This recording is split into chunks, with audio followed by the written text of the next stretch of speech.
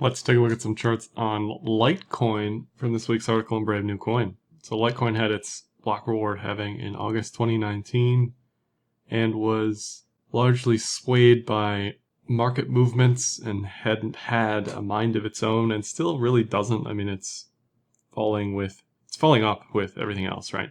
It is above its block reward halving day price. It's above March lows. I mean, it's doing everything else is doing.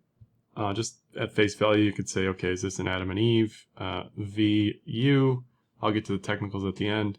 But at this point, it looks obviously incredibly bullish. Looking at Litecoin's block time, they have a 2.5 minute block time, 4x total Litecoin supply relative to BTC. LTC's block times have largely held on that targeting time since 2016 or slightly below. And right now they're sitting almost exactly at 2.5 minutes. So it is a faster Bitcoin.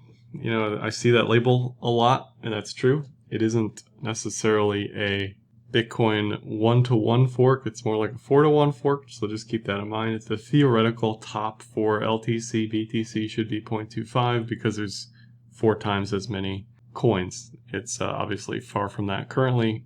I talk about the Github stuff in the beginning for the Litecoin articles because they're in the midst of attempting to add extension blocks in Mimblewimble, which are a privacy capability type thing where you can do stuff in a sidechain effectively and have that be off the main ledger.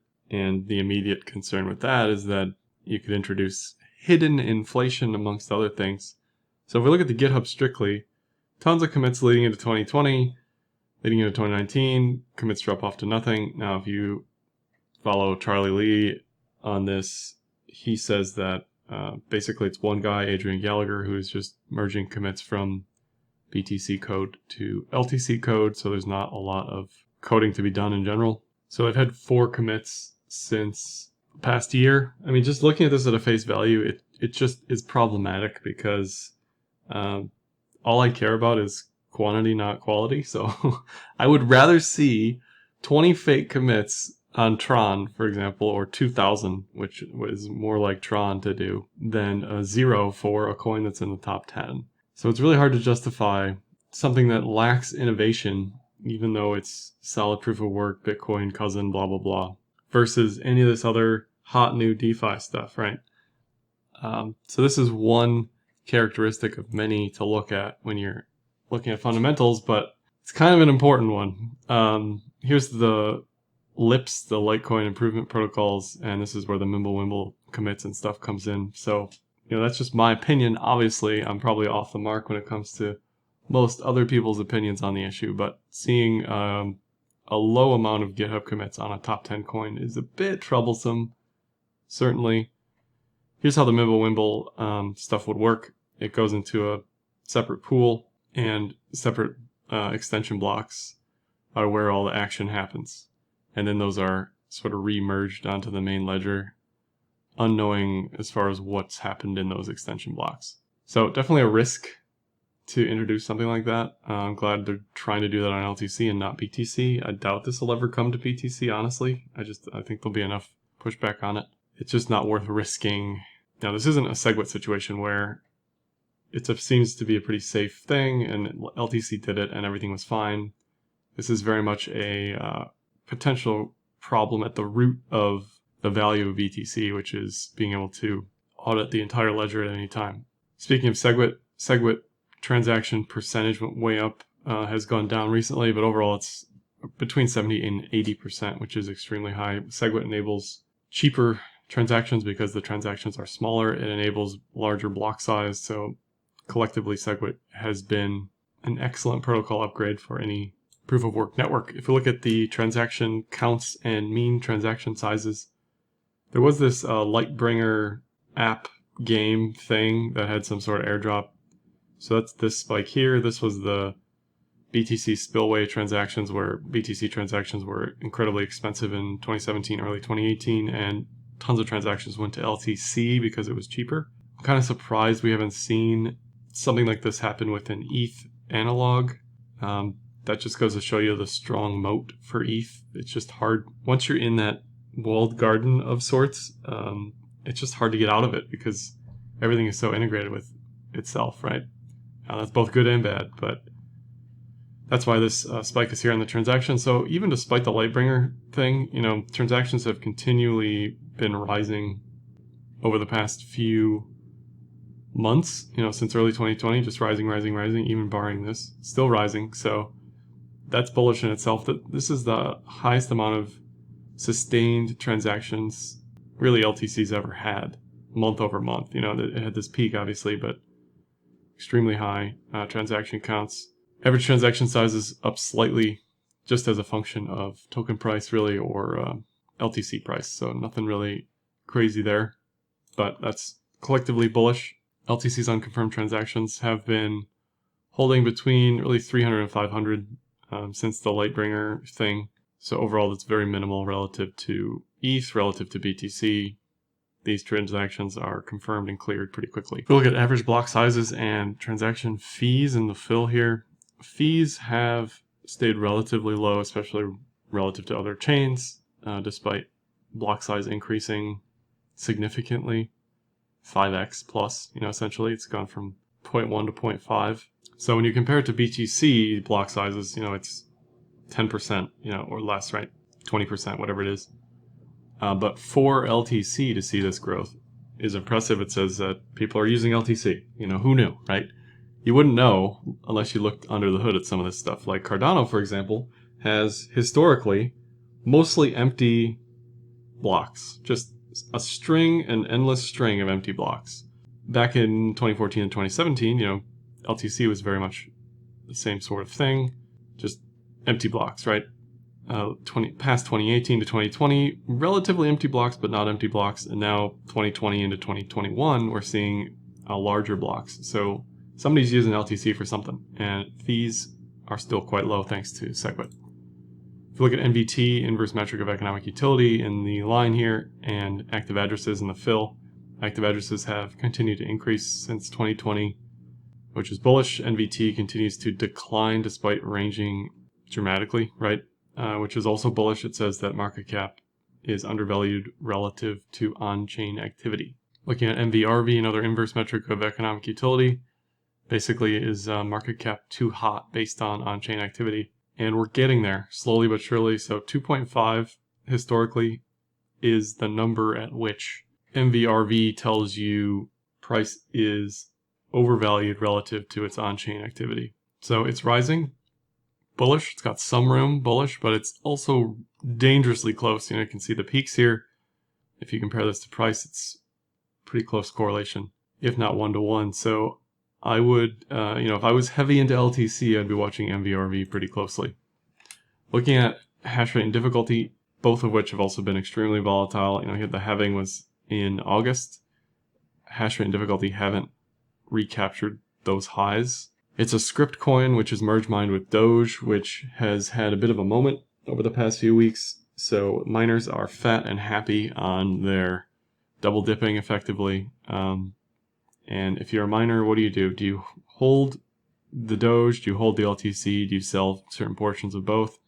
Are you auto selling both to recapture ROI? I don't know what the game theory is in the minds of most miners, especially script coin miners, but based on hash rate and difficulty, they are still relatively profitable, and even more so with the extra Doge on top of the Litecoin that they are mining. If we look at the script coins, the profitability here is most likely just for LTC and probably doesn't include Doge, but even still, this is historically, over the past few months, a profitable time for the miners, and no new miners coming for script coins. So it's really hard to say. The last one was 2019, which at this point it's a couple of years old. These miners do have a shelf life, they don't last forever. So it's hard to say how many of these actually are still in the wild running and not, and the network isn't being mined by a certain percentage of GPUs versus script ASICs. I don't have the numbers for that. You could probably figure that out if you dig deep, but those will also play a role in hash rate and difficulty, obviously. Looking at Google Trends, for the word Litecoin over the past 4 years.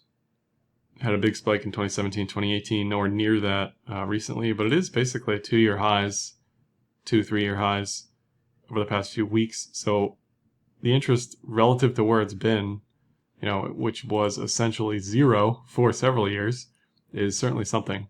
And we're seeing that in price. So here's some technicals. We have the 50 and 200 period EMAs on the daily chart here, yearly pivots, VPVR volume profile of the visible range, RSI volume, and Bitfinex long shorts. So Bitfinex long shorts had a big chunk of longs get taken out here on the last high. Longs are starting to grow again. Shorts remain flat. Nothing too important to really take away from this. It's actually better that the longs came way down. It gives the trend another attempt to increase again. The trade isn't as crowded if it's basically 50% short long. When longs get super high and shorts super low, then you get worried for stuff like a long squeeze, the opposite of the GME AMC stuff, which was a short squeeze. Looking at the 50 and the 200, we had a bullish cross late last year. It's just been up ever since then. Kind of unlikely as far as the crosses are concerned. Historically, these crosses, the bear crosses, have been way more important than the bull crosses. So this is really the first mega bullish rally since 2019, and even prior to that. And like I mentioned in the opening, definitely an Adam and Eve situation here. I didn't mention that in the article, but ETH had a giant Adam and Eve as well. If you measure this out, the highs are probably bringing you back to the current all-time high, whatever it is, somewhere around 350. VPVR showing some support at 135, more support at 69 to 85, and then tons of support at 57. So really, even in a massive down event, it's unlikely that LTC breaks 57 on the first attempt. Let's say there's some crazy thing that happens in the market, like March, right? The down move will undoubtedly tap 57, much like it tapped in the 30s or whatever it was, based on the previous lows. There's a bit of a bearish divergence starting. It's an early one. It's unconfirmed, I'd say, just because candles are still moving up. The RSI still has time to break the previous high of the RSI there. Volume's quite low, so there's a volume dip there as well. This is Bitfinex, might look a little different on other exchanges. And yearly pivots are telling you all you need to know about the resistances on the way up. 210, 300, 350, something like that. Whatever those values are. So pretty straightforward there. Definitely bullish. Cloud loves it as well. You had your bullish Kuma breakout in late 2020, just like the 5200 cross. You had a previous bullish Kuma breakout that went nowhere. And I say this kind of on all the trend metrics, but if you treat all of the breakouts on the cloud as having the possibility of getting some massive run, right? Like it doesn't always happen. It didn't happen in early 2020. It didn't happen in March 2020. This was a long call. It got crushed. This was a short call. It got crushed. This was a long call. It got crushed.